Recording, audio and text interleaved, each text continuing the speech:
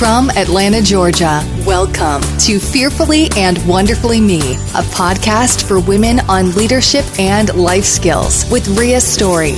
Rhea shares powerful life and leadership principles, helping you maximize your potential and become the woman God created you to be.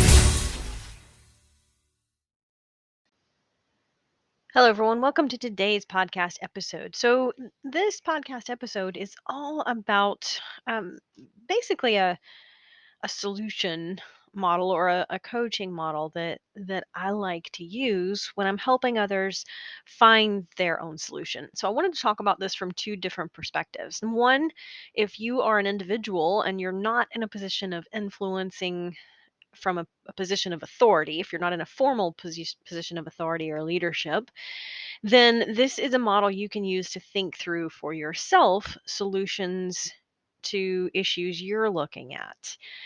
Or perhaps, I mean, it's absolutely a model, and the principles in this model you could take and use as a parent or as a friend, right? If someone calls you up and they need advice, this is a great kind of coaching model to help them think through their solution. But if you are in a position of authority and you have people who report to you, one of the most important things is to realize is that the power of leadership and influence from a position of authority is being able to engage and develop that person so that you're not having to tell them what to do so much as delegating the results that you're looking for and then equipping them, helping remove roadblocks and obstacles, and then getting out of their way and letting them figure out how to do that.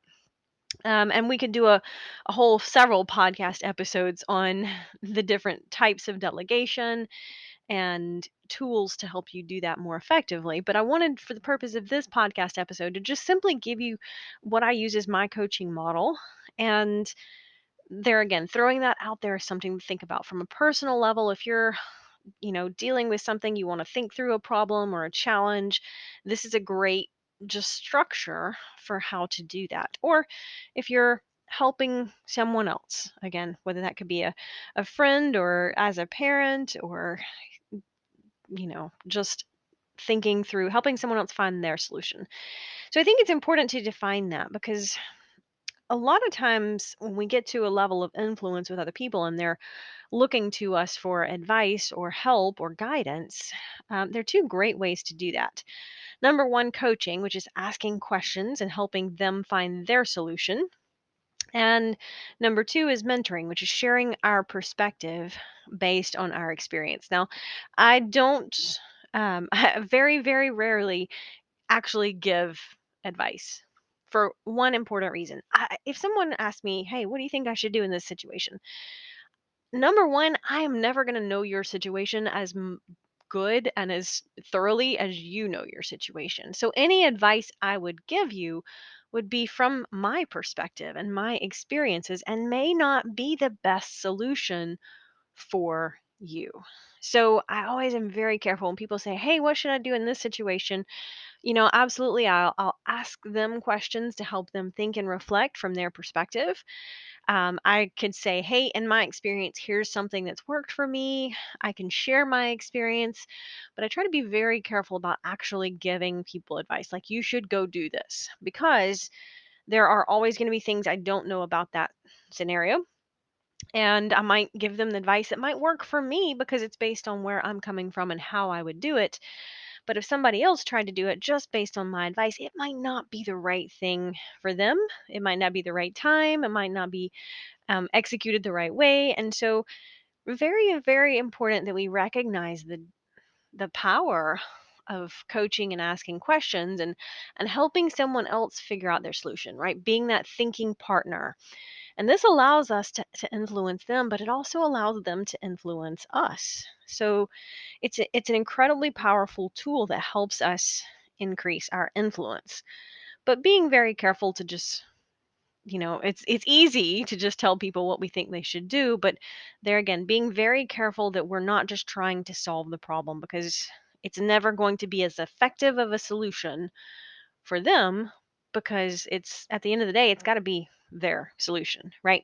So, okay, enough of a kind of a qualifier there to help you kind of think through that. But getting into um, the model that I created from a coaching model, because number one, this just gives you a little bit of a roadmap or a structure to the conversation, to the thinking session. I find it just helps to have that. And I might not even formally say it, but it helps to have that kind of in the back of my mind, because it helps me, number one, be intentional with actually getting to a solution, right? Because all of the talking and dialogue in the world doesn't help if we don't actually get to a resolution. So if someone has an issue and they're like, "Hey, help me think this through that," I want to make sure that we actually get to a solution. And it might not be the one best solution, but it might be the starting point, right? And so I think it's important to do that. Otherwise, it's just someone talking, right? And that there's a place for that. And sometimes people call and they want to share with you, or they want to vent, or they just want to, get something off of their mind, and they don't really want you to give them advice. They just want you to listen. And that's absolutely a place for that. And so it's important to know when someone is just wanting to talk, and they don't want your advice or your help. They just want somebody to actually listen to them so they can feel understood and cared about.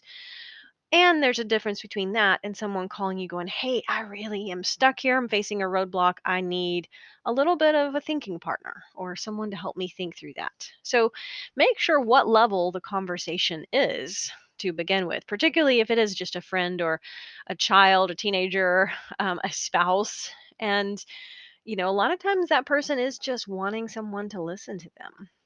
So make sure, number one, that you are clear on where that conversation is going, and what your role in the conversation is, so that you can better serve the other person, right? That's what leadership is about, is making sure that we are influencing at a high level, but doing so in a way that serves the individual. So, okay. So a coaching model that I created, number one, think through, and the letters form an acronym called PATH, PATH. And I drilled down on this a lot more in my newest book, The Ladder of Influence: 5 Steps for Climbing to the Next Level and Beyond. There's a whole chapter talking about this and how you can use this in developing others.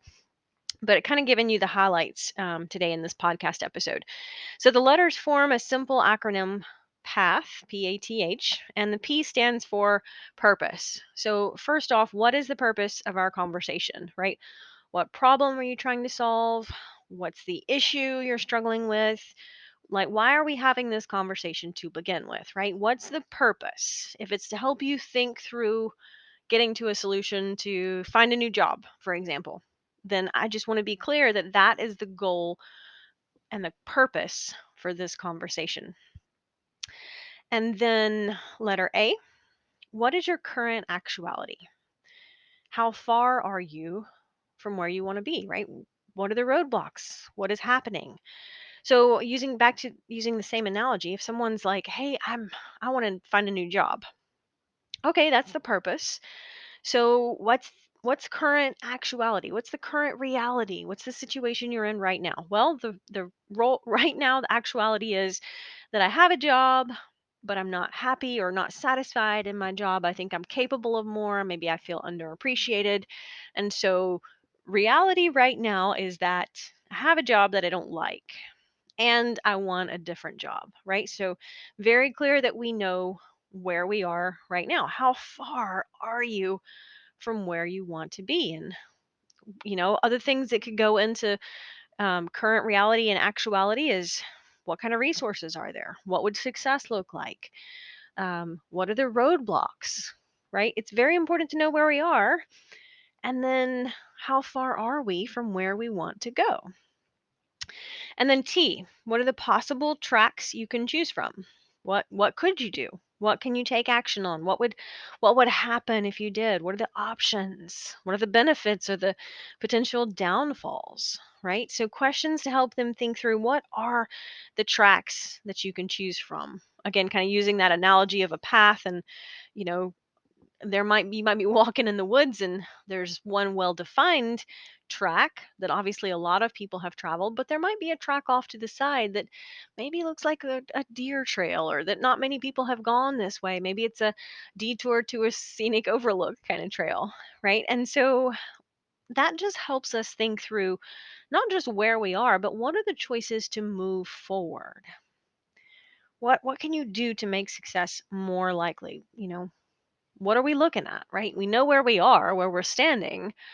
What are the options for moving us out of where we're standing and getting us closer to where we want to go? And then H, which highway will you take? Right? Now that you know the possible options, you've thought through solutions, decide on the course of action. Because there again, all of the talking doesn't help if you don't actually take action and execute on a solution. So what's the action plan? When will you complete it?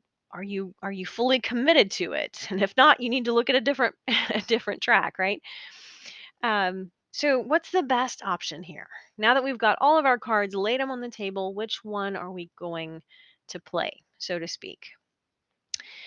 So, thinking through that, if you're in a formal position of authority, again, this is a great coaching model to just help someone develop. It allows you to learn what they're thinking and how they're thinking. It allows you to learn new information, but it also allows you to influence them, because listening is an incredibly powerful way to influence somebody. It's a it's an incredibly powerful way to influence somebody, because most of us don't feel like people are truly listening to us when we have a conversation.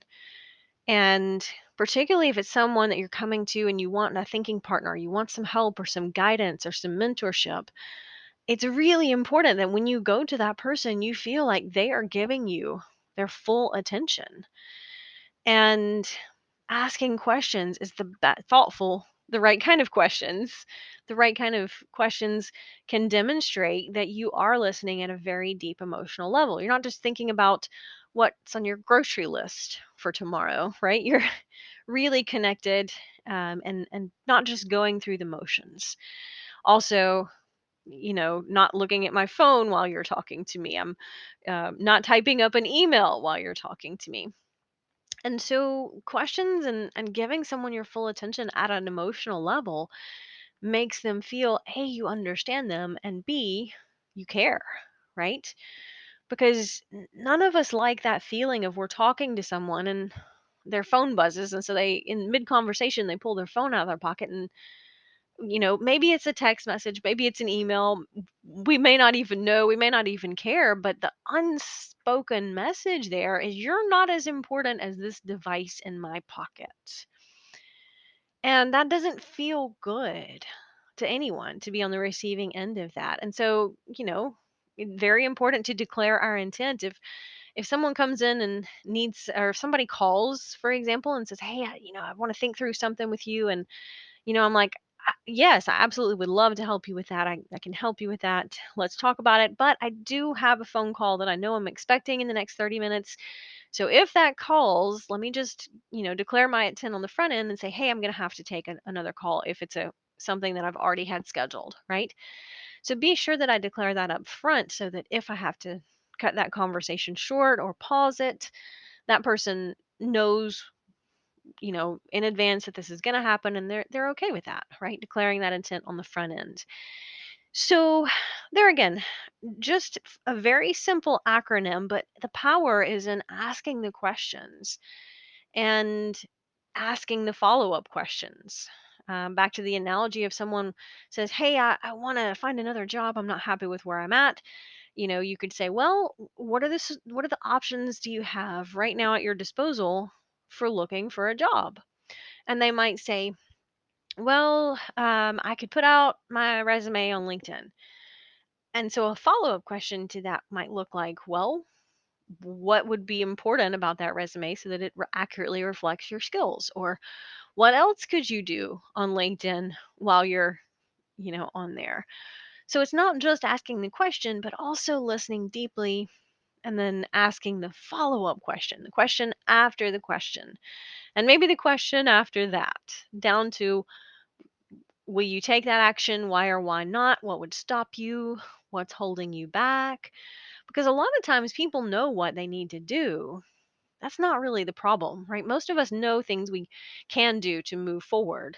It's just that we don't always act on what we know we should do. So the hard part here, a lot of times, is asking the root question, the deep question, to get down to really, really, really subconsciously what's holding us back from taking action.